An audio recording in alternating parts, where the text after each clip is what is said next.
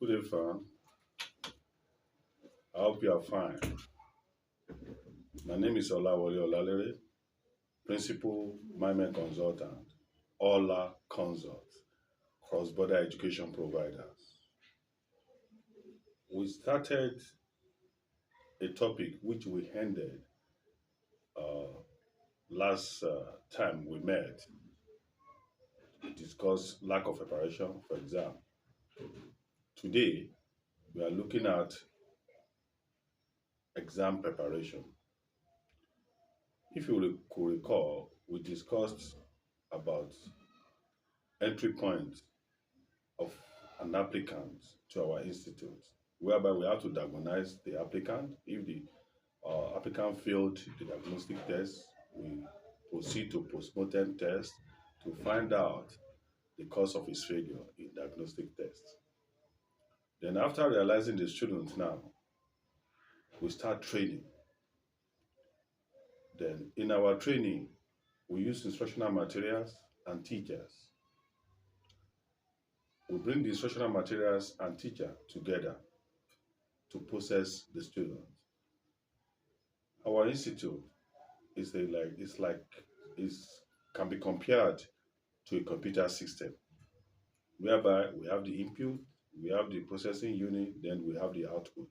Our inputs are the students.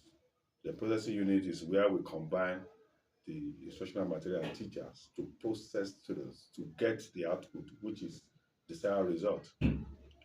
So uh, then we told you that any student realize must assume a zero knowledge.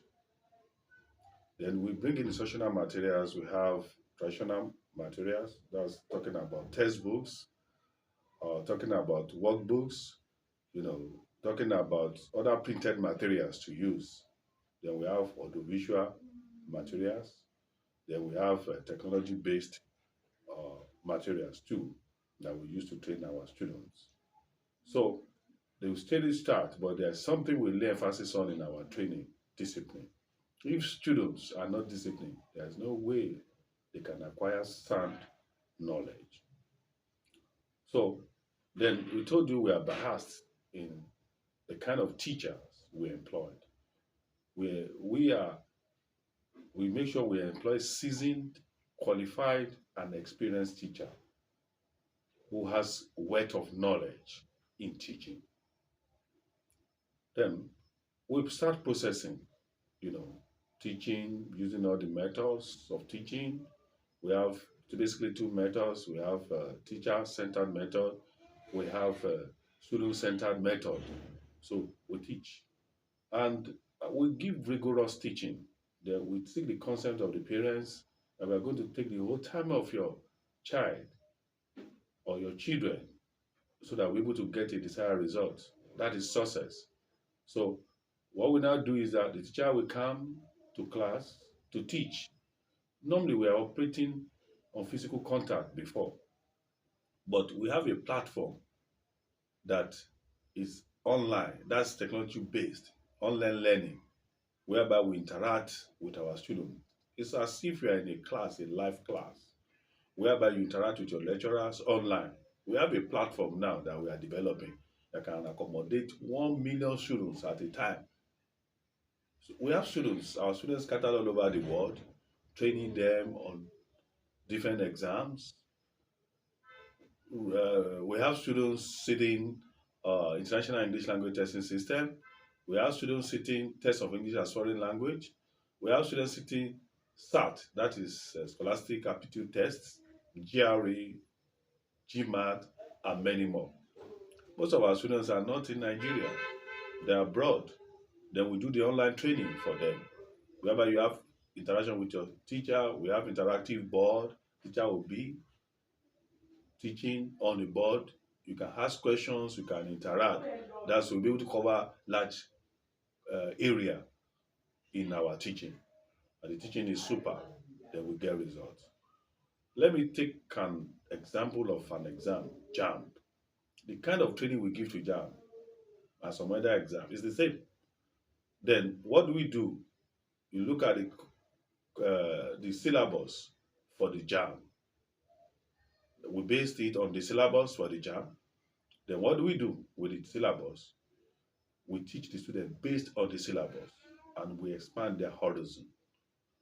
Then we give them, we make the teaching, the scope of the teaching to be wider so that student will be able to absorb. By the time the student brain is highly developed, student will be able to catch up with anything.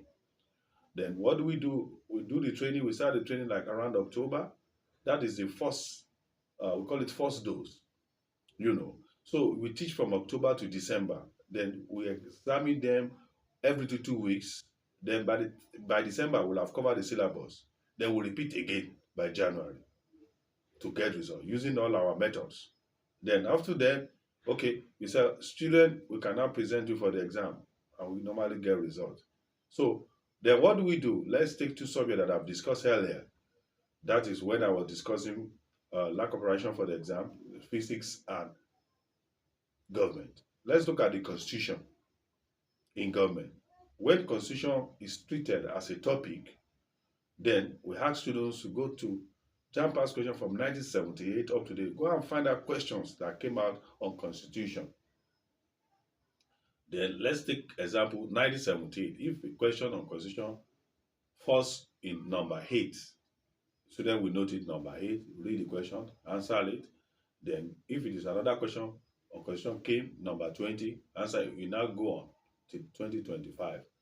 Then by the time we found out that, oh, student is well equipped in this topic, we look at some areas that were not in their traditional materials. Then what do? We make sure we incorporate into the teaching so the student will have a wider scope, wider knowledge of that particular subject. That's how we do for all the subjects. And physics too. Let's take optics, for example. After teaching optics as a topic, student will go to the past questions. The past question, everything is online. So you go online, pick the question, search for questions that came out on optics. Treat all the questions from 1978 up to date. I mean, the student has covered questions on optics. So what would they bring out in the exam? Then we get result. Well, let me give you an illustration. One of my students was cooking in the kitchen. She was cooking beans. One was my former student was cooking beans in the kitchen. And she was reading. My mother called me, said, wow, look at my daughter reading in the kitchen. Hope nothing was wrong with her. I said, no, she followed my counsel. Because beans takes time before it will be done. Then instead of you wasting time waiting for the beans to be done, be reading. If you look at psychology of learning starts before birth and it continues after death. When you're talking about baby in the womb of the mother, we'll be learning, moving, eating, doing different kind of things, defecating. That's learning. Then by the time the child is born, the child will also learn. The child will be enrolled in school, learning how to move, learning how to talk. Then when in death too, we learn in heaven because they said there will be angels, you'll be in this thing, another life entirely. So you can learn. You learn every time. That's why I tell my students, read every time. I told my students that you can also learn while sleeping. They laughed at me. They said, I cannot learn while sleeping. Yes, if you read very well, by the time you sleep, you may have a dream. And if you have that kind of a dream, you will dream about what you read. Some will say, question came out live and direct while I was sleeping. That's learning. Then by the time you get to the exam, you see, oh, these are the questions that I saw in the dream. It was because you learned very well. So you can see that when students are well prepared for the exam, the student will pass. There will be no cause for the student to fail. So we give them rigorous teaching, rigorous learning.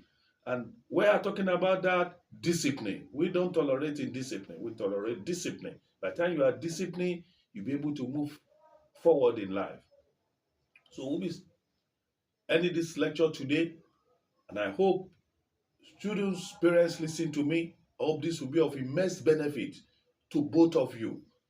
And we appreciate you for your time. It shall be well with you.